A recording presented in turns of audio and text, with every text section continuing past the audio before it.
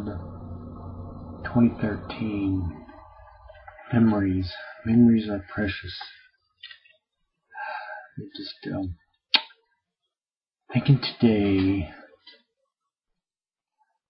I found a picture.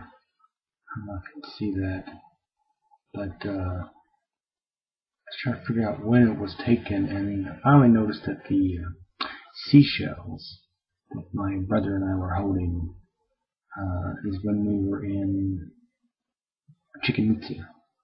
So we had a vacation that went down to Cancun, Mexico.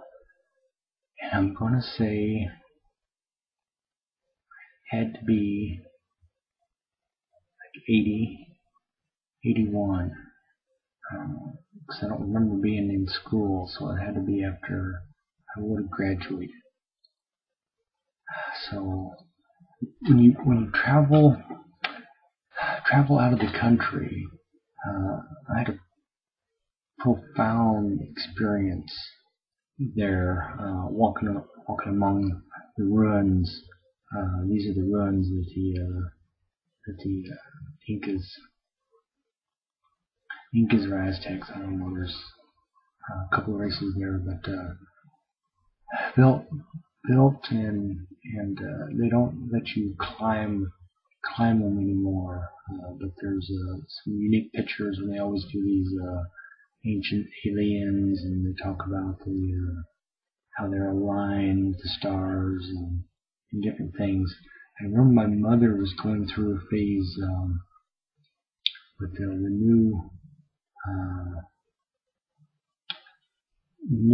new thing. She was reading one book about kinetic energy, and tried to explain it to me and how we're connected through feelings and emotions and time and space, and how everything is connected in one form or another. And I remember my brother and I, we were walking through the ruins, and we went found this one place that dropped into the ground, and you could see it was laid with the old brick or the old stone that they had built them with. And I remember we jumped down, and you could see it just went off into darkness with the tunnel. And I wanted to go check it out because I was used to checking out strange and unusual places, and he wasn't interested in it. So, but I remember just glancing down a darkened tunnel and just feeling no fear, no anxiety. It was almost pulling me in, wanting me to explore. But other things. I remember when we had the picture there with the seashells, we went scuba diving in one of the bays. I remember we were snorkeling and swimming across this bigger open bay area, and got quite a ways out, and he turned around and went back, but I continued to swim out. I remember seeing like a stingray or a manta ray, one of the smaller the cousins there, and it was just very, very interesting. Again, just the uninhibited fear of exploring and enjoying the environment. We stayed at a resort, and they had entertainment at night. And I remember one of the waiters or busboys came up to me afterwards, and because I was very dark skinned and looked very Hispanic very easily, and invited me to go to town with him later that night, and leave him okay, and off we went. It was interesting that he could share. And I'm gonna play a song later on, Pink Floyd's "Wish You Were Here." We went to his. He met a couple of his buddies, and we went to his apartment. And I remember he just had just a little like studio apartment. Didn't really have much furniture. We kind of just sat on the ground.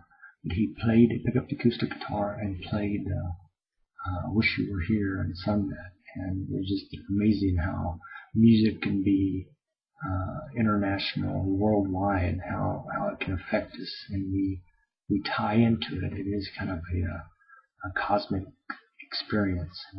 Anytime we go to these concerts where you get these mass people come together in a group, and we're all experiencing the same thing. It's very similar to the sports.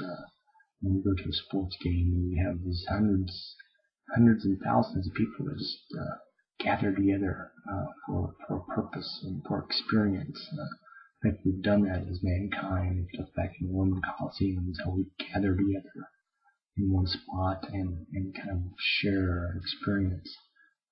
It's just a gathering. I remember I talked this earlier that Charles Head, when I was staying with him for a few days, took him to a Journey concert, and he was just so amazed at all this. We got there and was walking toward the downtown Marriott Center, that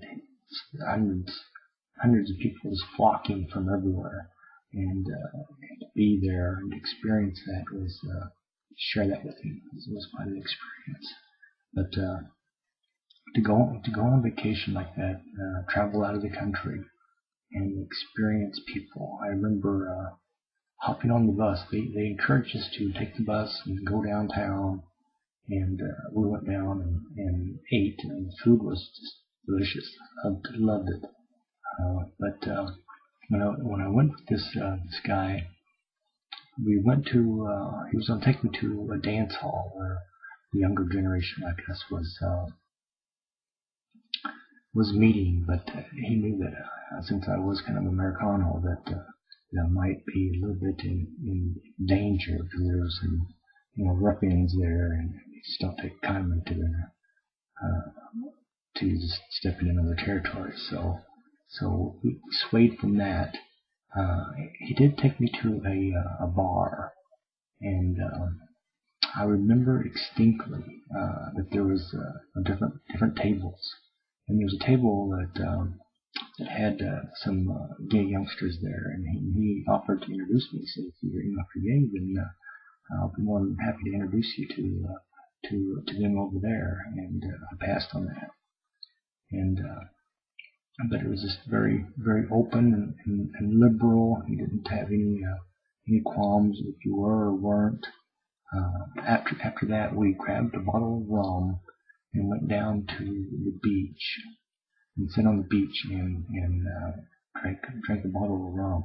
It was actually Jamaican rum, and I told him, I said, the year previously I was across the ocean there and actually in Jamaica, and that's another story.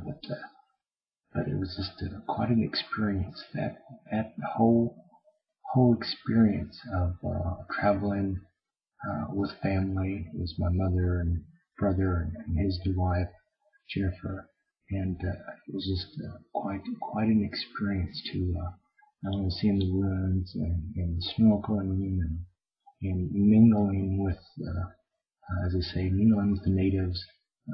Like I said, that experience of him singing that "Wish You Were Here" Pink Floyd song is just unreal. It's something that happened almost 30 years ago. It's something that you do make memories, impressions that last a lifetime. And I just wanted to share that with you. I'm gonna try to play a song. It seems like every time I try to play, it doesn't pick it up on the microphone. So we're going to do it the old-fashioned way, the way I used to close it before. Was play it with my little laptop and let it play through. See if that picks it up, because I like my little tunes at the end. I Wish You Were Here on February 23rd, 2013.